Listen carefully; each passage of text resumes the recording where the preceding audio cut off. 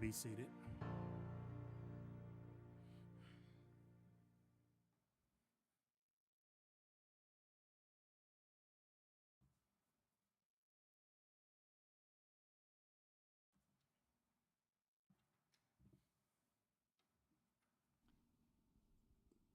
Now let us go into our prayer meditation time.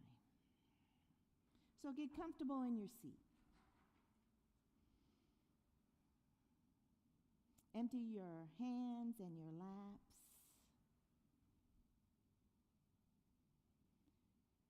And as the lights go down low, we bring our awareness to our breath.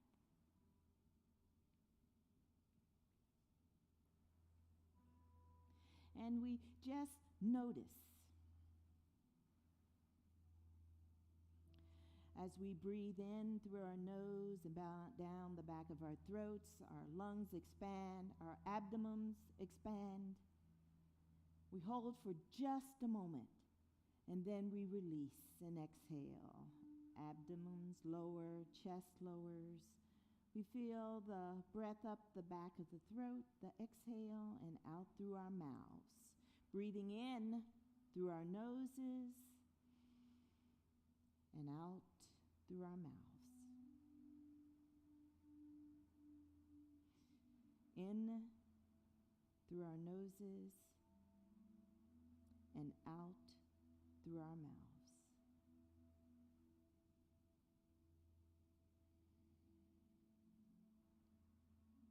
And our eyes are closed if we're comfortable as we continue to focus within.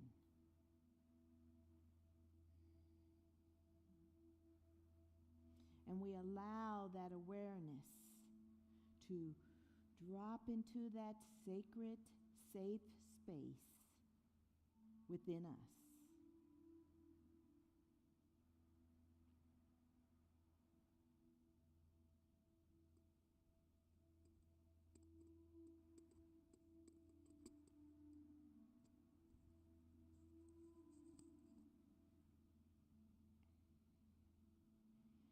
And in that sacred, safe space,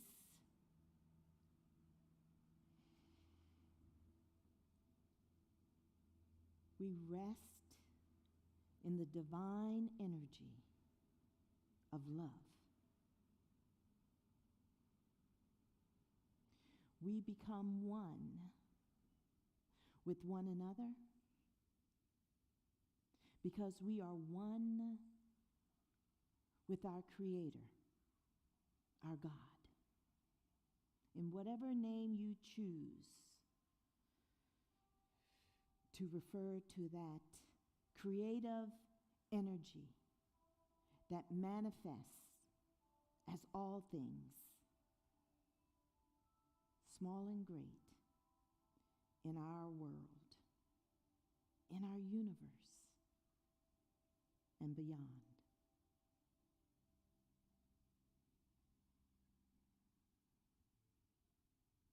And there's nothing for us to do except in that oneness we open. It's not a doing, it is a being. We become the oneness of all.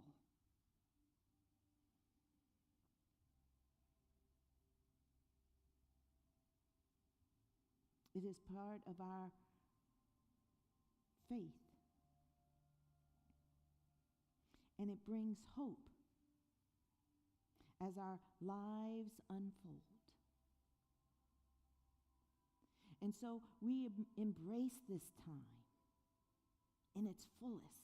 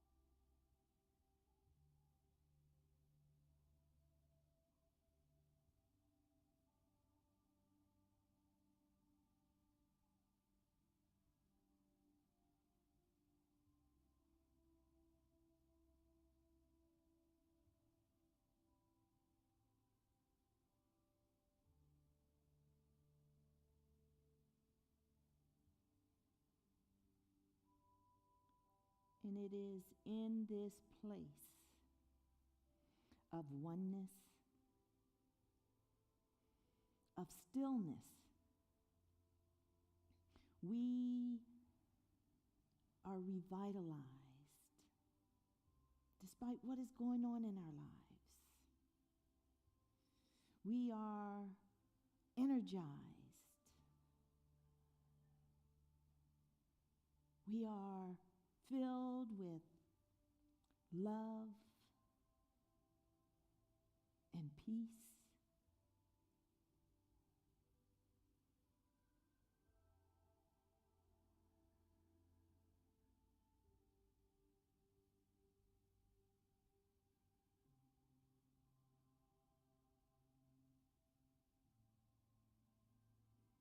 We have everything that we need to be that expression of the divine.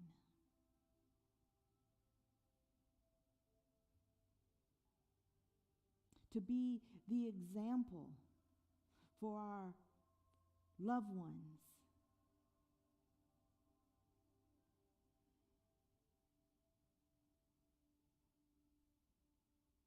To take the necessary steps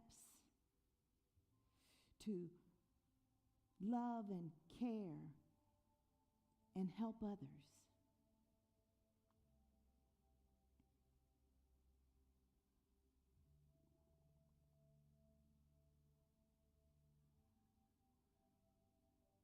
And it is through the greater awareness that we gain through our spiritual practices, like this time we take in meditation, that we get everything we need, that we bring forth with us as we slowly bring ourselves out of this time. The hope, the faith, love, peace, and joy that is the hallmarks of the Advent season.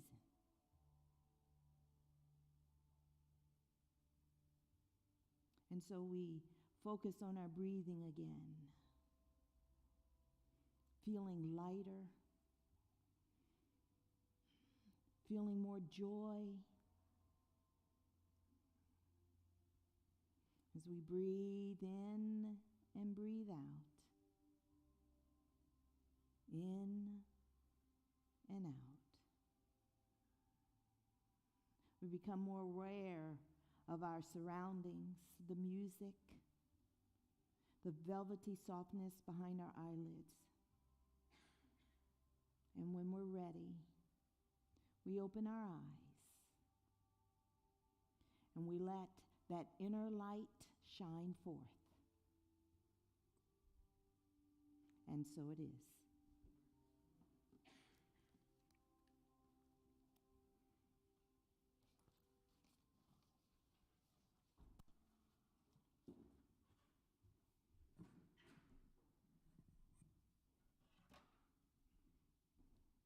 Good morning. How did that feel? Yeah, it felt good to me. I needed that. What a morning we've had. You can only imagine if you were not here. It would be tough to imagine. But we're grateful. We're grateful that everyone is here that's here today. We're grateful that we have our virtual audience joining us in whatever capacity and whenever they do. And so,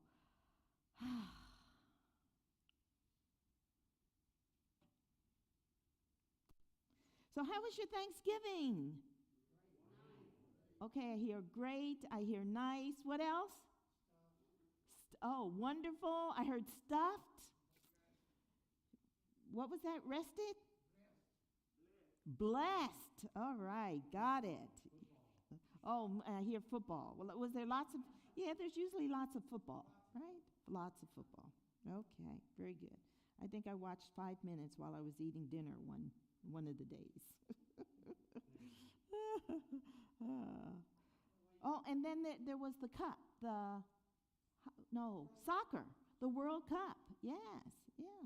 And if I remember correctly, how many of you guys watch soccer?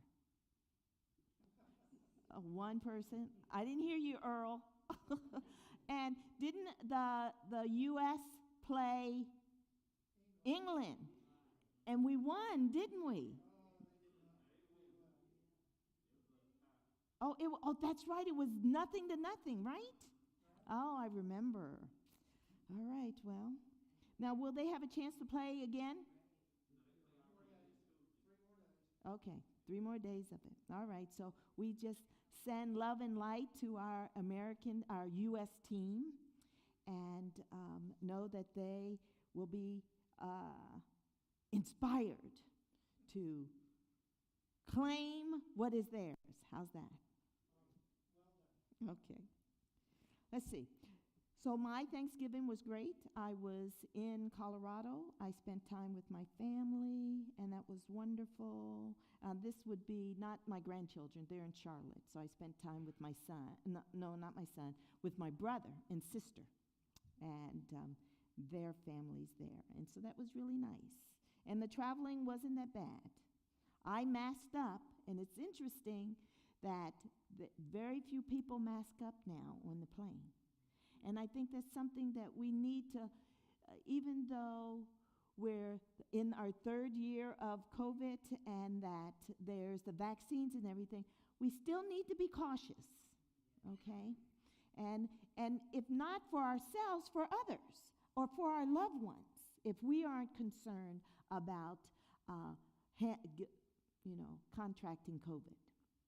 And so here at the church, as the fall unfolds and we move into winter, we are going to follow our COVID protocol with masks. We're going to suspend the hugging as much as we would like to hug. We're going to suspend the hugging.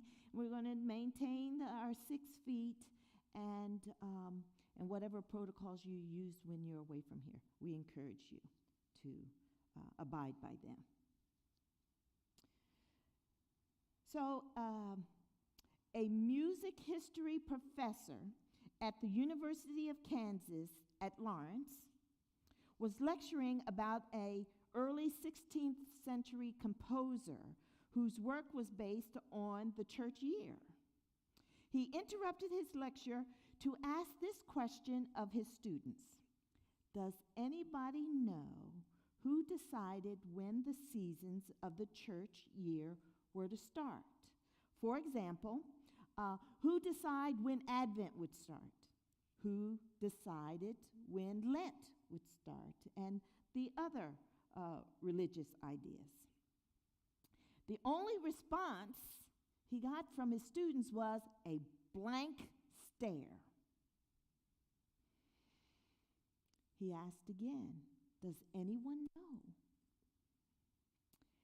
There was one brave student, and she raised her hand, and she answered in this way. You wanna know who decides the seasons of the church, like Advent and Lent and Easter? I think it's Hallmark.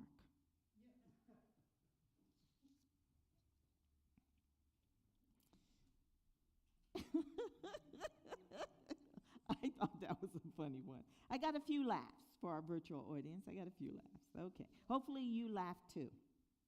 So here we are, the first day, the first Sunday of the Advent season.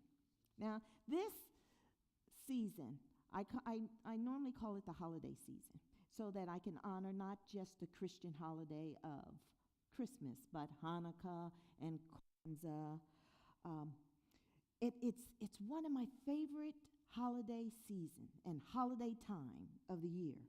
And at my age, not so much for the presents on Christmas Day or for the family gatherings or for special foods that are served this time of year, but mainly because my son is grown and my grandchildren grandchildren are no longer babes anymore.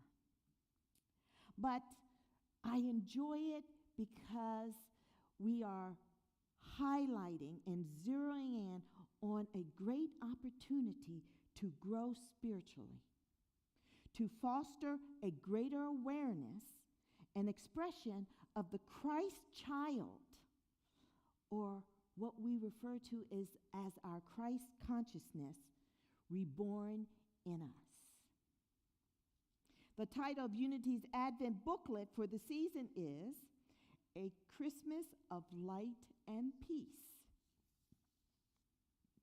It contains beautiful holiday pictures and borders and 44 inspirational messages to carry us from today all the way through Friday, January 6th, known as Epiphany. What does Epiphany mean? Well, I looked it up, and it means the day of the manifestation of the divine. And in the date, in the timeline of the Christmas story, okay, it is the day the three kings, or you might know them as the wise men, visited the baby Jesus after it was born. He was born. And the baby Jesus represents the manifestation of the divine in the human realm, in our earthly realm. And I found that very interesting because that's something that I didn't know before. And hopefully it's of interest to you as well. Now, Advent is a Catholic tradition that Christians adopted in the Middle Ages, and that was between 1400 and 1500 Common Era, or after the birth of Jesus was recorded. The season has 4 Sundays, and I'm going to ask Earl to come up and help me with the symbolism that comes with this Advent season. So it has 4 Sundays in which we focus on an attribute we inspire to be or express individually as a spiritual community. We strive to express individually as a spiritual community as a whole and as humanity as a whole. So the first Sunday is hope and faith. The second Sunday is peace. Third Sunday is love. And the fourth Sunday is joy.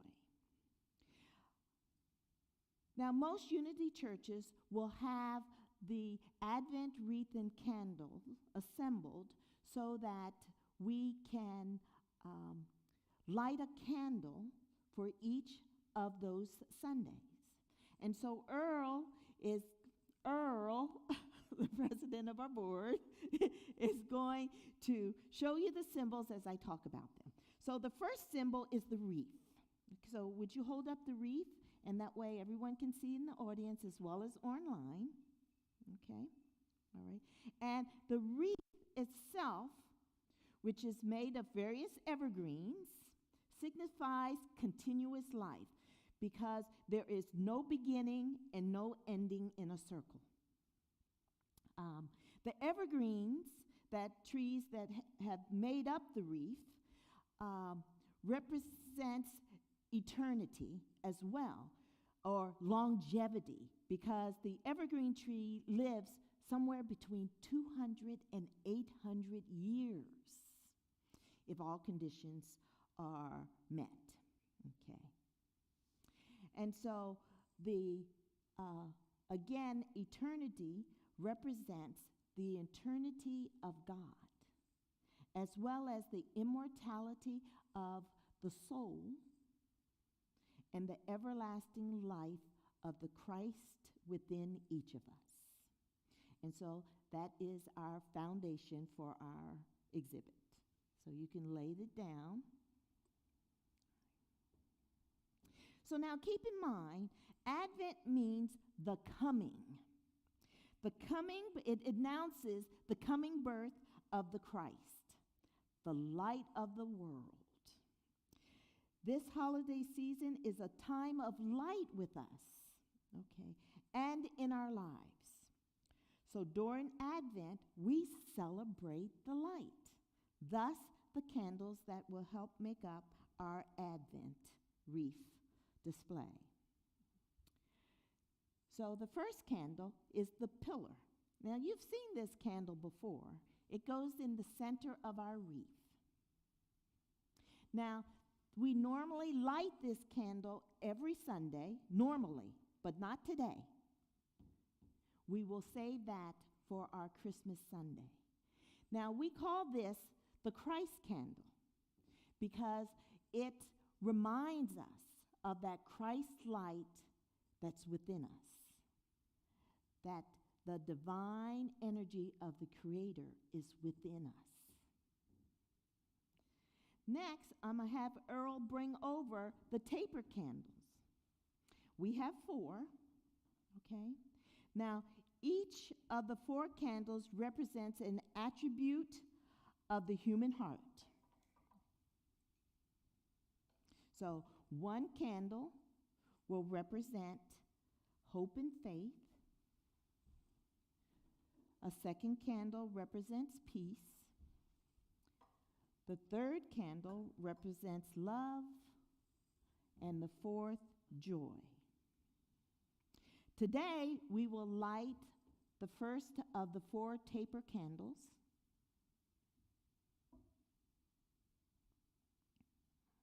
And as we do so, I invite you to think of the light of hope and faith in our hearts.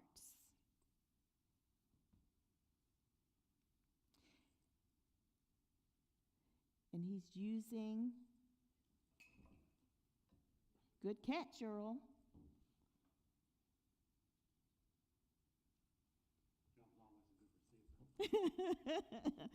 He says that's from watching football. He's always been a good receiver. Did you play football, Earl? Mm-hmm. Oh, he played football in college or high school? All through junior high school? Didn't grow enough. Okay. Okay. All right. Very good. All right. Well, it paid off. Guys got too big. Oh, yes. Okay, so he lights our first candle. And again, it represents the light of hope and faith in our hearts. And let's affirm the affirmation together. With hope, I see the invisible, and with faith, I believe the unbelievable. Thank you, Earl. Let's give Earl a round of applause. Oh, now, Earl, can I see what I just want to show? I got this last Christmas, and it's a candle lighter, and it's power operated, okay? And you push it, and I don't know if we can see. See, do you see the little spark? Okay, that's what is generated and the source of the flame. So it's important that I wanted you to see that, because I will talk about spark before the flame. Sometime in the past 10 years, Unity shifted from focusing on hope alone for the first Sunday of Advent, okay, to including hope and faith. Now, having hope and having faith are not the same thing. However, you could say that they are different sides of the same coin. Now, hope is defined in the Web Dictionary as a feeling of expectation and desire for a certain thing to happen. Okay? And so I want to tell you about a story, okay? And the name of the story is Who Died? There was a Unity minister who was in the midst of the holiday season and was very depressed and fearful and bitter. And this went on for a couple of weeks. And so his wife just watched as he went around, stomping around the house, frowning, moping, shoulders drooping, sitting, and not having anything positive to say. And so finally, one day, she put on a black armband and came downstairs to the breakfast table. And the minister right away noticed the black armband and asked, "Who's died?" And his wife looked at him and she said, "By the way you've been acting, God has died." Okay? All right. Now, the point of the story is the minister was acting as if there was nothing more to expect from his life, and all hope was gone. His wife was reminding him in a funny way that all hope is not gone unless God no longer exists, unless God is dead. And if we have faith in God as being eternal, ongoing energy that can never be destroyed, and that the everlasting life of the Christ is within us, then there is always hope. Hope as an expectancy for better times and experiences. All right. So what spark can we use to ignite our flame of hope? Okay. As the end of the year draws near, we tend to kind of look back over the year. Okay. And we can, from a distance, see our trials and our tribulations, the changes we had to go through, our challenges. We can also see the goodness that has come into our lives. We can see how we have traveled through a challenge and is on the other side. I like to visualize it as a tunnel of change and challenges, and that always at the end of the tunnel there is a beginning, there is the darkness in the middle, but there is that light at the end of the tunnel that gets bigger and bigger and bigger as we move through it. And so when we look over the last year, we know we're still not quite out of COVID. There are still things that we need to do, like today, to wear masks and keep our distances and refrain from hugging. Many people over the last year struggled whether or not to get their vaccine or whether to get the boosters. Some of us have lost loved ones, even in the last year, if not in the first year of COVID, for COVID reasons or others. There may be other challenges. We may even have health challenges of our own. However, all these challenges and changes that we may have gone through, there is a gift for us, and that gift is always an opportunity to grow spiritually, to be reminded of our truth, of our divinity, and that we have all that we need to get through those times, everything that we need, especially when we can ignite the light of hope within us. And I have two ways I want us to take with us today to help us ignite the light of hope within our hearts and to bring that forth into our lives. The first way is to begin each day with an expectation. Now, if you remember the definition, that hope is a feeling of expectation and desire for a certain thing to happen. And so when we wake up in the morning, let our first thought be of gratitude for having the day in front of us. And then let the second thought be, something wonderful is going to happen today. Something wonderful is going to happen today. And guess what? When we have that positive attitude, okay, when we have the courage to spark our hope,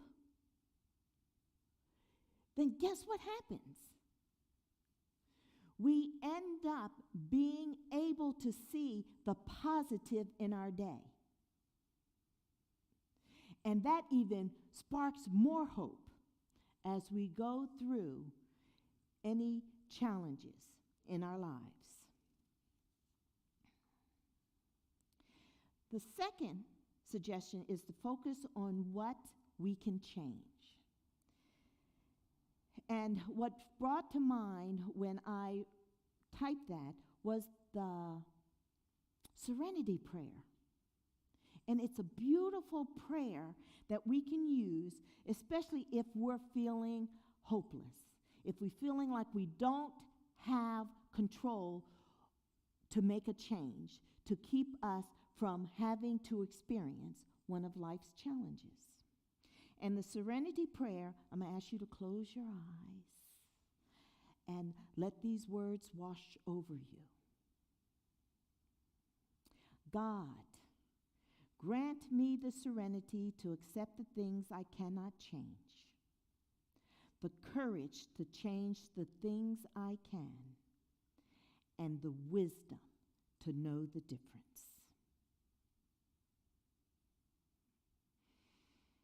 Whether one is religious or not, or spiritual or not, recognizing that many things are outside of our control can bring a sense of peace.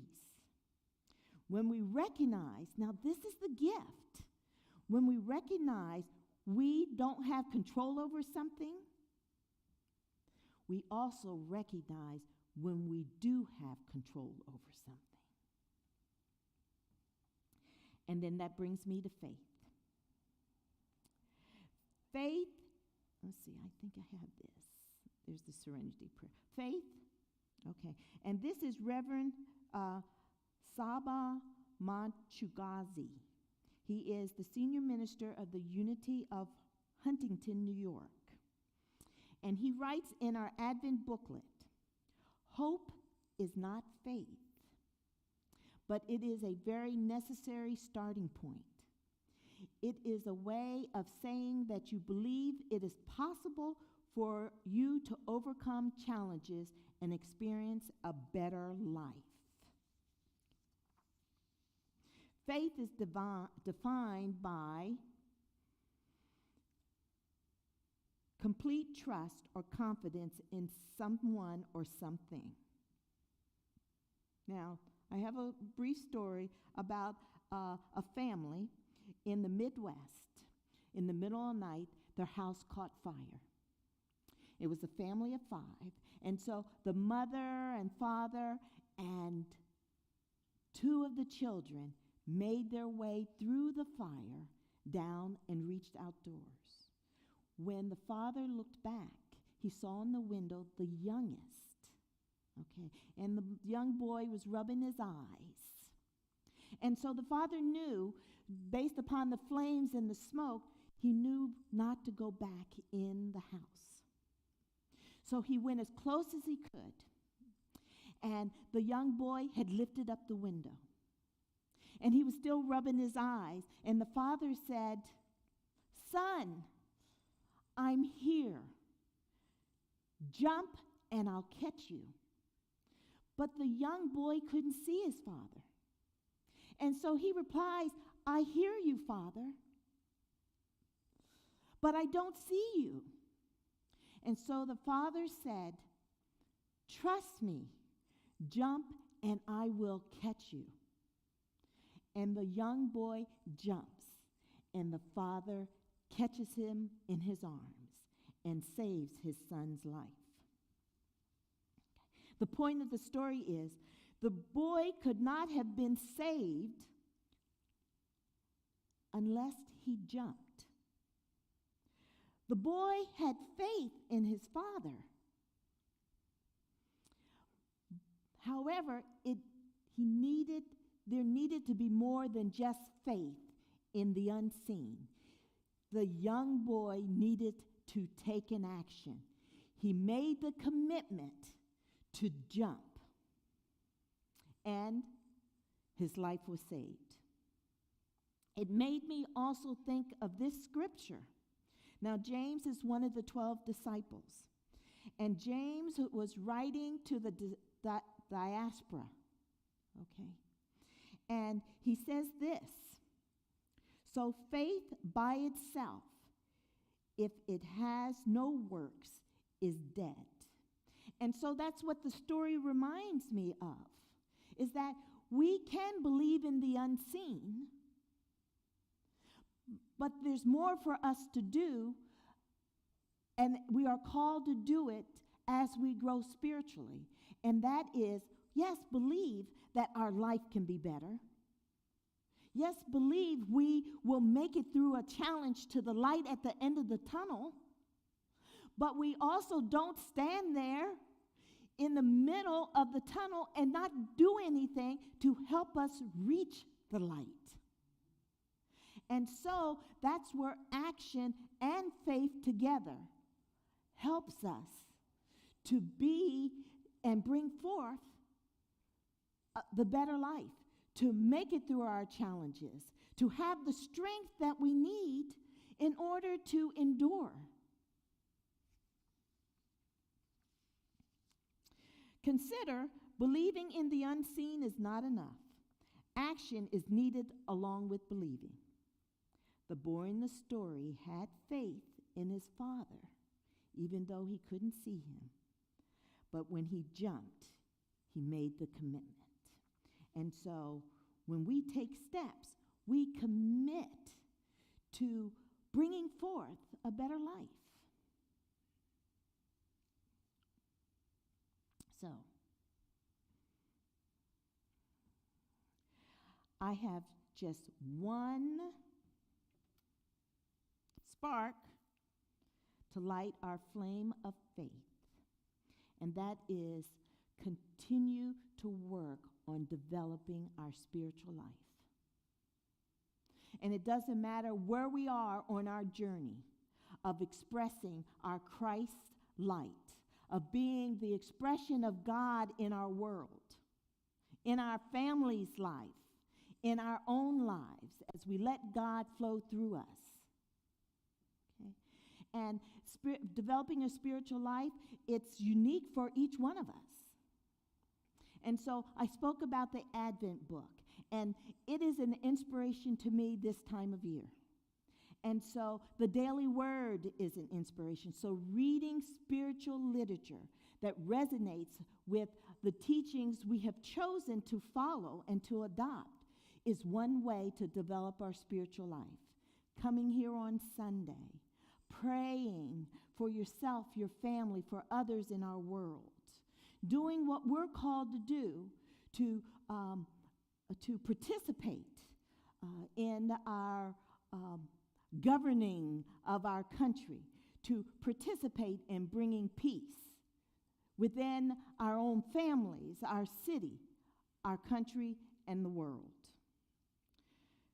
So let's keep the light of faith and hope alive by believing in our own inherent goodness and believing in the value of the individualization of God.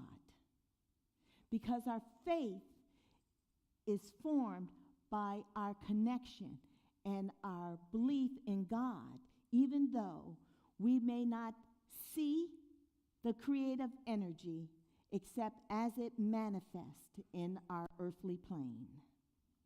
But that when we work with it through our spiritual practices, as we express our spiritual understanding in our lives, then it fosters our faith. Together, this season, whether we experience it by ourselves, whether we're with family, whether we do it over the phone, whether we do physical shopping or we do online shopping, let us just remember that it is a time to acknowledge the rebirth, awakening, realization, greater realization of our Christ consciousness, and that we have everything we need to move through whatever challenges we face this year or the year to come. And we do it with hope and faith, and know that we can experience a better life. Namaste.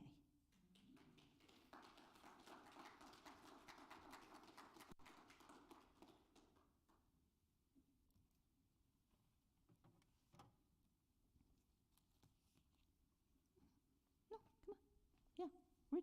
Yeah, we're done here.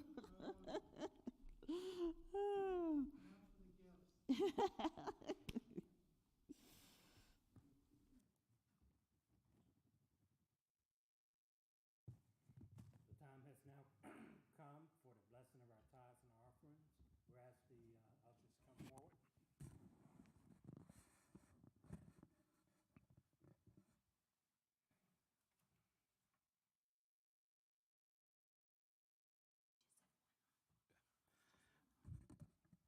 And as usual, you will find an envelope, normally two, but the large envelope is for our tithe plus 10. And these tithes and plus 10 offerings go to the maintenance of the church. And then your normal small envelope is your regular tithe. Let us affirm our offertory prayer together. Together, please. Divine love through me blesses and multiplies all the good I am and have, and all the good I give and receive. And so it is. Amen.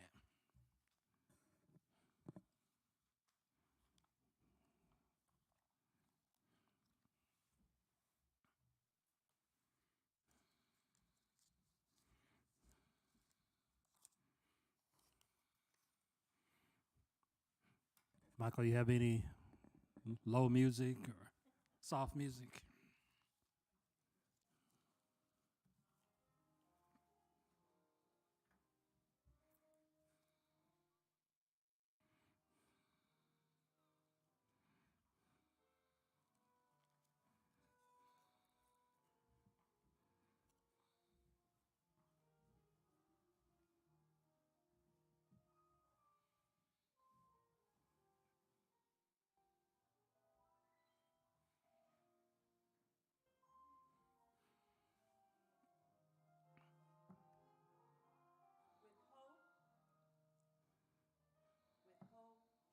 Faith, peace, joy, and love in our hearts, we give forth these gifts to our spiritual community.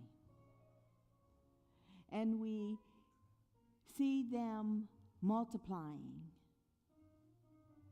providing this spiritual community with everything it needs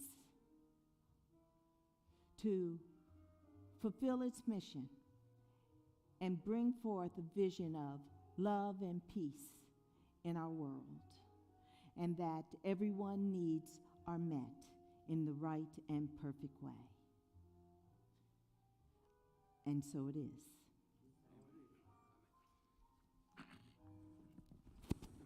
At this time, we have a recognition of visitors.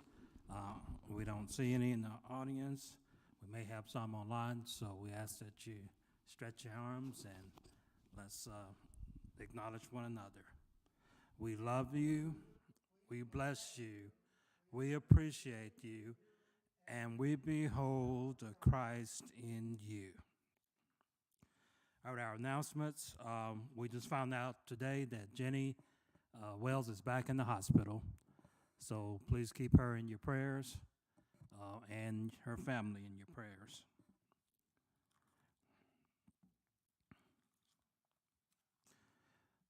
The only announcement that I do want to highlight is that The Metaphysical Moment is still playing on WLOK. We ask you to tune in at about 7:30, actually about 7:25, so that you don't miss it, because they normally play it at 7:30. So we ask you that you do that. And for the upcoming activities, December the 24th is candlelight service with the Cordova Church. The guest speaker will be Reverend Mickey Quinton, and is here at our church. Yay. And on December the 25th, we have our Christmas service. December the 31st, the bowl burning service at 4 p.m. And then on January the 1st, the White Stone service. So we ask that you be mindful of these announcements and do your best to participate. And Reverend will bring us the benediction.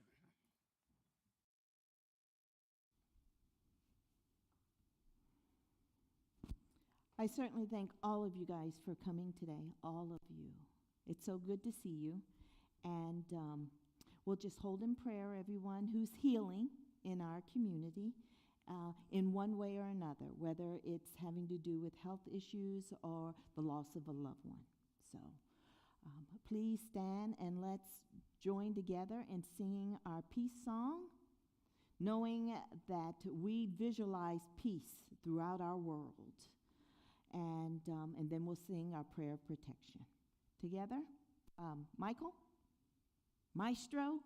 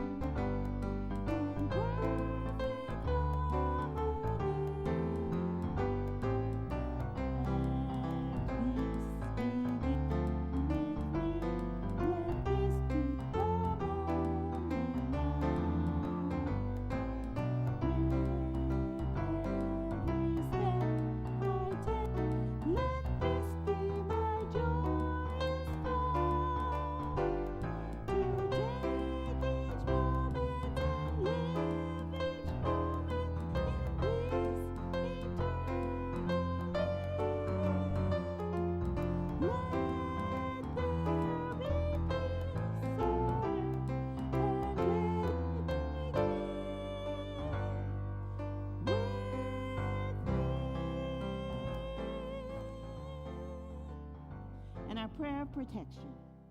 The light of God surrounds us. The love of God enfolds us.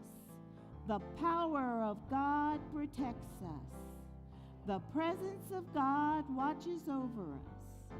Wherever we are, God is. Wherever I am, God is. And all is well, and well indeed. Thanks, God. And so it is.